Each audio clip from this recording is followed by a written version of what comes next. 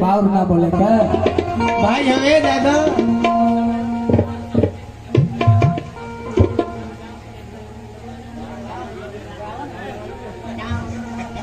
गाय के गीत के भाव लागल कैसे गा कि तुम्हें दिल से कैसे अरे जुदा हम करेंगे ए मनीषा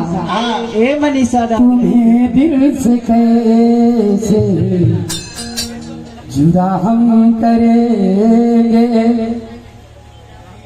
कि मर जाएंगे और क्या हम करेंगे लेकिन कहे क्या बता कि मोहब्बत से बहुते बहुते बढ़िया जहरबा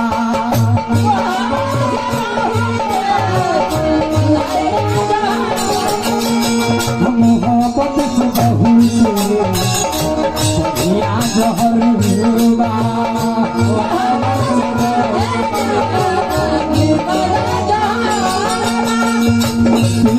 दीवाना जकर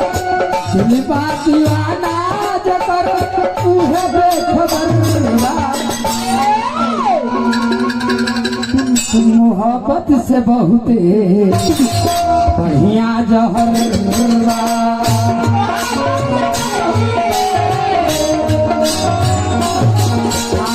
मोहब्बत से बहुते बढ़िया जहरबा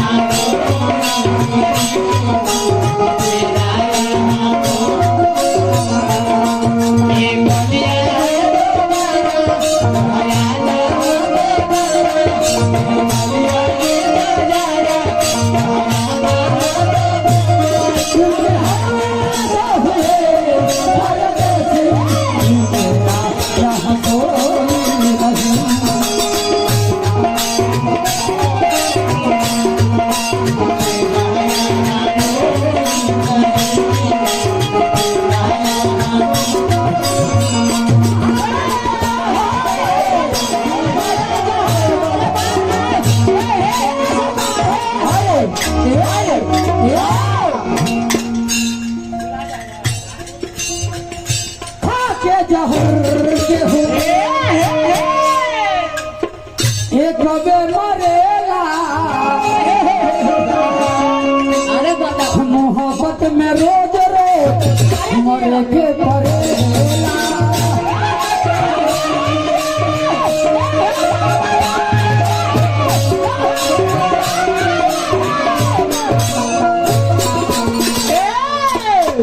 हम जानते हैं कि तू मेरे बेवफा हो हम जानते हैं कि तुम एक बेवफा हो पर तुम ही से दिल लगा बैठे हैं हमारे दिल टूटने का कोई फर्क नहीं क्योंकि अपने दिल को भी जीवन बीमा करा बोला बोला कुछ बोला चांद सितारे को जैसे भुला नहीं सकता चांद सितारे को जैसे भुला नहीं सकता पूरा दुनिया हम भुला देंगे लेकिन आप तो भुला नहीं सकते हमारा का भुला नहीं कुछ संभव भुलाइएगा तब फिर बेवफाई का नाम का है नहीं बोला रे बेवफा सनम वो दारू पीकर रखा है भैया की तरफ से सैकड़ों रुपया का पुरस्कार ये जिंदगी में कभी किसी से प्यार मत करना ये जिंदगी में कभी किसी से प्यार मत करना अगर बाई चांस हम जैसे लड़के से हो भी जाए उसे इनकार मत करना हो सके तो इस प्यार की राहों पर चलकर निभा देना क्योंकि किसी लड़के का जिंदगी बर्बाद मत करना तो मार दो छोड़ा चक्कू फिर क्या मजा? कहो मिला चाय में चीनी नहीं है तो पीने में क्या मजा? क्या मजा? जिंदगी में अपना जैसा यार नहीं मिलेगा तो जीने में क्या मजा? अच्छा चल और जो चली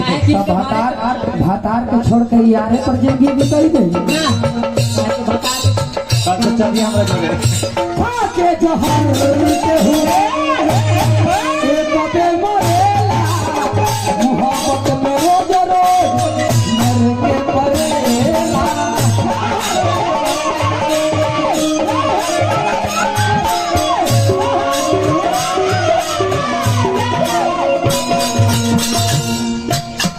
ओकरे से पूछ लो चलो बेअसर बा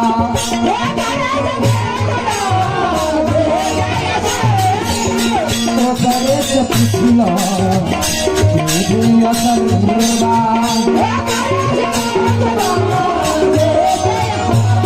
दिलबा दीवाना जेकर दिलबा दीवाना जेकर तू बेअसर बा मोहब्बत से बहुत बढ़िया जहर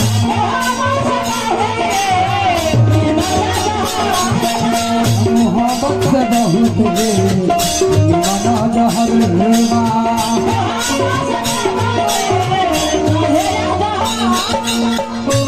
अभी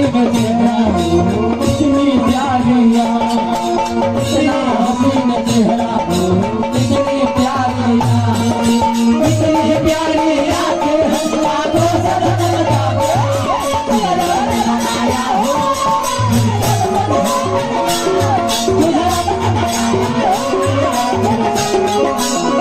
कितना हसीन चेहरा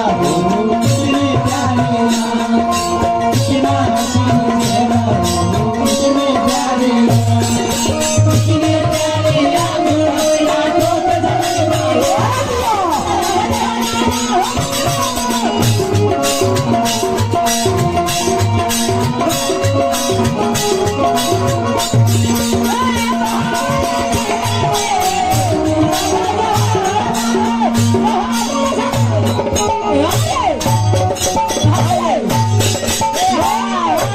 गीत के लास्ट को खुले लाया मजनू भइले कतना दीवाना आज ले ना मिलल कोनो कोनो के ठिकाना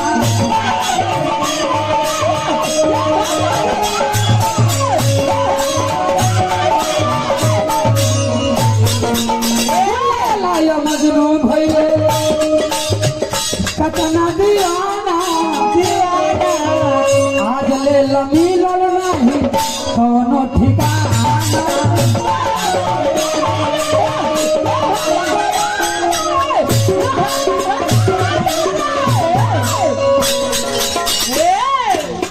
कहे शिव शंकर यादव ऐसनी लहरवा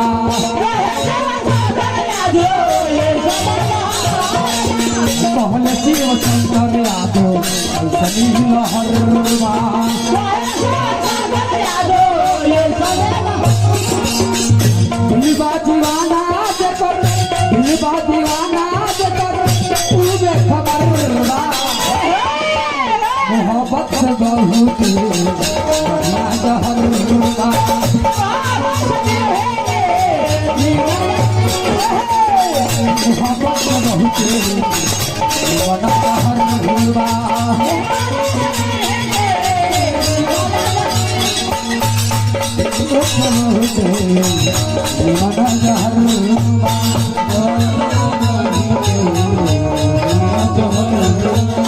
मोहब्बत से बहुत मना जहरवा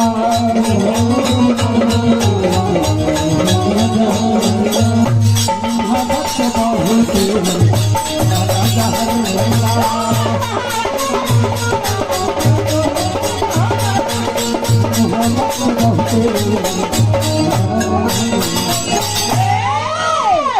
बोले सिया रामचंद्र की